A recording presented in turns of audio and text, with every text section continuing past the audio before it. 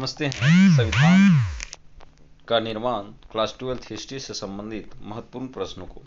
पहला प्रश्न, संविधान सभा के निर्माण में कितना समय लगा? तो संविधान सभा के निर्माण में यानी संविधान के निर्माण में 2 वर्ष 11 माह और 18 दिन का समय लगा। 2 वर्ष 11 माह और 18 दिन का समय संविधान के निर्माण में लगा। अगला प्रश्न, भारतीय संविधान कब लागू हुआ? तो लागू जो हुआ वो 26 जनवरी 1950 को हुआ, जबकि संविधान बनकर तैयार हो गया था 26 नवंबर 1949 को। तो आखिर जब बनकर 26 नवंबर 1949 को तैयार हुआ तो लागू क्यों हुआ 26 जनवरी 1950 को? इसके पीछे कारण ये है, जब संविधान का निर्माण हुआ तो हमारे नेताओं ने सोचा कि कोई ऐसा दिन चुना जाए जो इतिहास में महत्वपूर्ण रहा हो।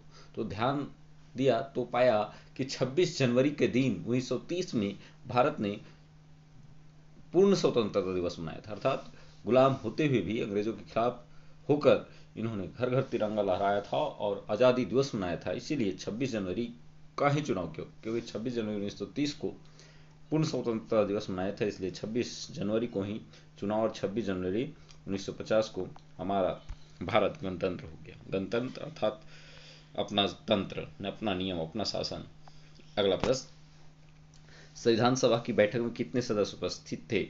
संविधान सभा की बैठक में कुल 210 सदस्य उपस्थित थे। अगला प्रश्न, संविधान सभा के प्रारूप समिति के अध्यक्ष? तो प्रारूप डॉक्टर भीमराव अंबेडकर थे। प्रारूप समिति के अध्यक्ष डॉक्टर भीमराव अंबेडकर थे।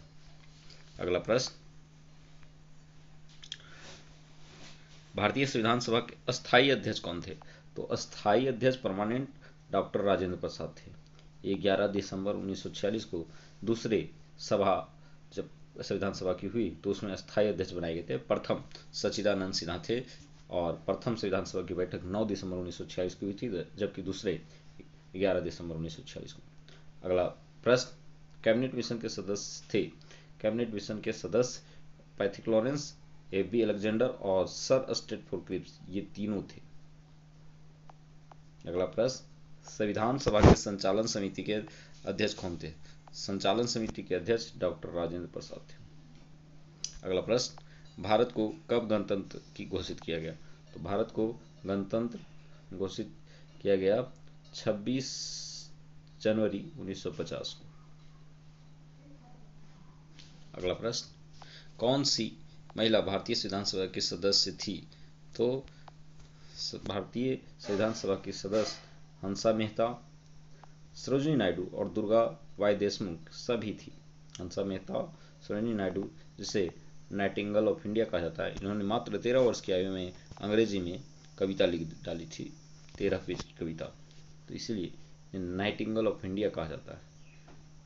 तो अगर हमारा ये MCQ सीरीज आपको पसंद आ रहा है तो लाइक, शेयर और कमेंट जरूर करें और अपने मित्रों तक भी इसे शेयर करें और सब्सक्राइब तो अवश्य ही करें और आवश्यकता अनुसार सुझाव भी हमें प्रकट करें, इससे मुझे खुशी ही होगी। और आप जरूर अपने नाम के साथ कमेंट करें, ये देखकर मुझे काफ़ी खुशी होगी कि आप हमारे चैनल को इस प्रकार से सपोर्ट कर रहे हैं। जो भी लोग देख रहे हैं वे भी अपना जरूर लाइक करें और अपना नाम जरूर बताएं। अगला प्रश्न, भारत के संविधान का पिता किसे कहा जाता है? तो भारत के संविधान का पिता डॉक्टर भीमराव अंबेडकर को कहा जाता है।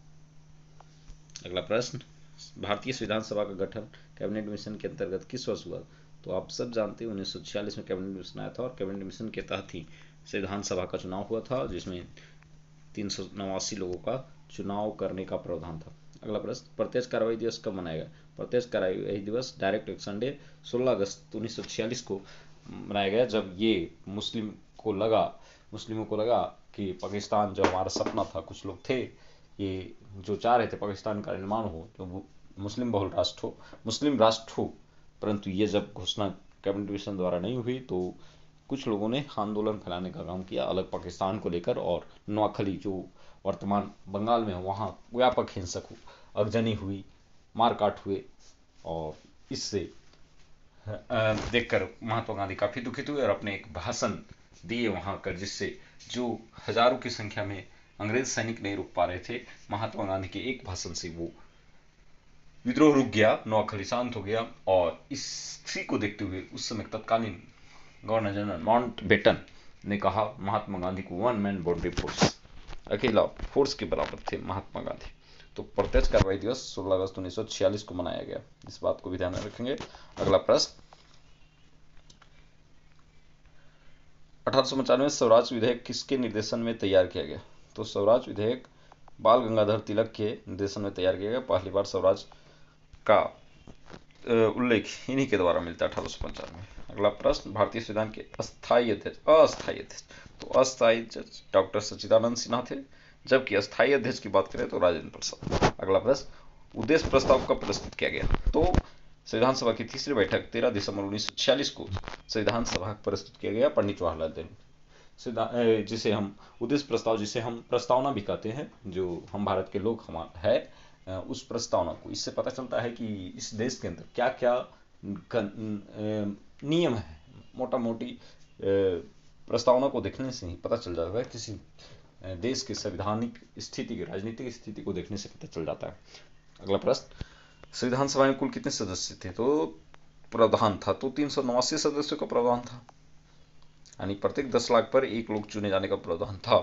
अगला प्रश्न, भारत में कितनी रियासतें थी? तो उस समय 562 से भी अधिक रियासतें थी, जिसे सरदार वल्लभ भाई पटेल ने भारत को एकता में बांधने का काम किया, बहुत से प्रांतों को मिलाने का में अहम योगदान है। जैसे गुजरात जो नहीं मिलना चाह रहा था, हैदराबाद वहाँ का निजाम था वो नहीं मिलना चाह रहा था भारत में, उसी प्रकार जम्मू कश्मीर का राजा हरि सिंह ने मिलना चाह रहा था, तो अलग अलग तरीकों से इन क्षेत्रों को भी मिलाया, और इस प्रकार से अभी वर्तमान में अगर देखें 28 राज्य और 8 केंद्र शासित प्रदेश हैं। अगला प्रश्न, किसे संवैधानिक सलाहकार पद पर नियुक्त किया? संवैधानिक सलाहकार पद पर BN राव को नियुक्त किया गया था। तो हमारा वीडियो कैसा लग रहा है आप जरूर कमेंट में बताएं। सब्सक्राइब तो हमारे चैनल को अवश्य करें, और हिस्ट्री से और भी जानकारी प्राप्त करने के लिए, और भी बेहतर तैयारी के लिए, सरल व्याख्या के साथ तैयारी के लिए आप हमारे चैनल को अवश्य सब्सक्राइब करें।